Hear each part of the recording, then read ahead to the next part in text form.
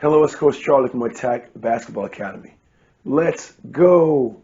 Have you ever wondered how in the heck are you supposed to talk to your teammates and coaches on and off the court to have your message and intent heard? Well, today I'm going to show you exactly how to communicate in basketball. Let's get right into it. In this video, I'm going to tell you the key to when to communicate in basketball. Then I'm going to show you how to communicate on the court in basketball to be heard and give your team scoring opportunity. Most players fail to do this, and it leads to frustrations for them and their teammates. Last, I'm going to tell you when to communicate to not only disrupt your opponent, but to gain advantages as well. So what exactly is the key to the timing of communication in basketball? The answer is one word: early. Communication involves people interacting with one another to convey information and often to tell the other person what you need. The earlier you can convey your messages to your teammates and coaches, the more likely the message will be received and you will get your needs met. The earlier you're able to communicate a message to your coaches and teammates allows them to address it before it becomes a larger issue. It also allows you to tell your teammates and coaches how an event or situation on the court impacted you and allow them to address it. Often we go through spirals in our head about what someone meant by certain Often we go into thought spirals. Often we go into thought spirals in our head about what someone said, in our head about what someone meant by a certain comment or action. If we would just communicate our thoughts or action, we could avoid all of that, because either one, get the meaning from the person and realize they didn't mean any malice by it.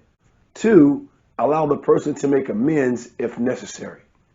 Being able to communicate your message with others early and get your needs met also boosts your confidence on the court. This is because you're out of your head and on the court, present.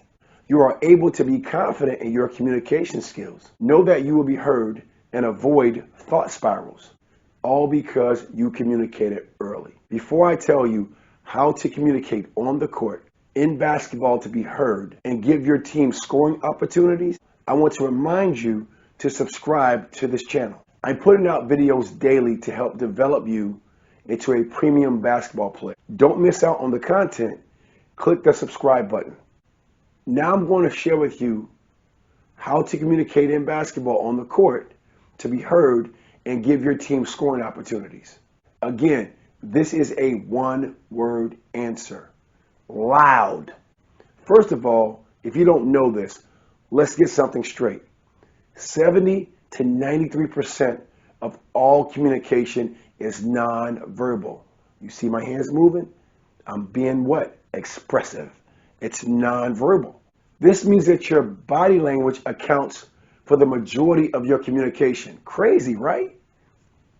This is why I tell all my players that they must be loud not only with their words, but their body language when they are looking to communicate to their teammates in the game. Obviously, when it comes to spoken words, the volume of your voice must be loud in a game.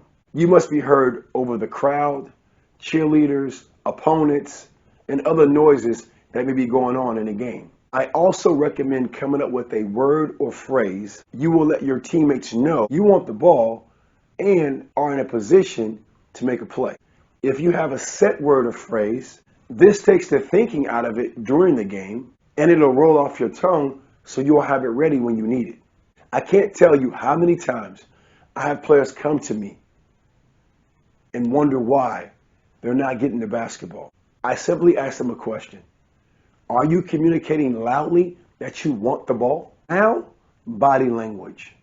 Now, what does loud body language look like in a basketball game? I'll give you two examples. One, palms to passer. You're the passer, my palms, I want the basketball. palms to passer. This is loud body language. If you are verbally calling for the ball and do not have your hands up and you are not facing me, then your body language is telling me you do not want the basketball. And since 70 to 93% of communication is nonverbal, guess what I'm going to listen to? You guessed it, your body language. 2, triple threat. Ready, set, you bet. Again, if you're calling for the ball and you're standing straight up or your feet aren't set with the wide base being balanced on the court like you want the ball, why would I pass to you if your body language seems to be passive to me? Now, on the other hand, if you are in an athletic stance, your hands are ready, your legs are lowered, I have confidence in your nonverbal communication, and I am much more likely to pass the ball to you. So be loud with your body language and your voice on the court. Your coaches and teammates will thank you for it.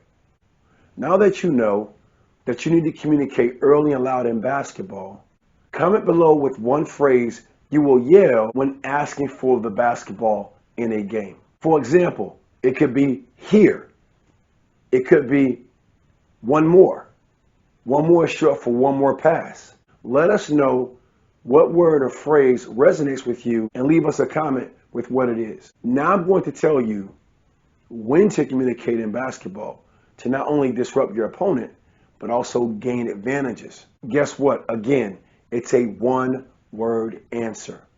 Often. Studies have shown that people need to see a message 7 times before it sinks in. But hearing is different. There was a study from Microsoft investigating the optimal number of times it takes to get your audio message received. They concluded between 6 and 20 was best. That's a lot of repeating. Diving deeper into the study, the same study said it's not until the 3rd time that the other person is fully aware of the message. This is why you must communicate often with your teammates and coaches. Don't be confused. Although you may get bored of repeating the same message, the other person will not be. Because the other person simply is never paying attention to your communications as you wish they were.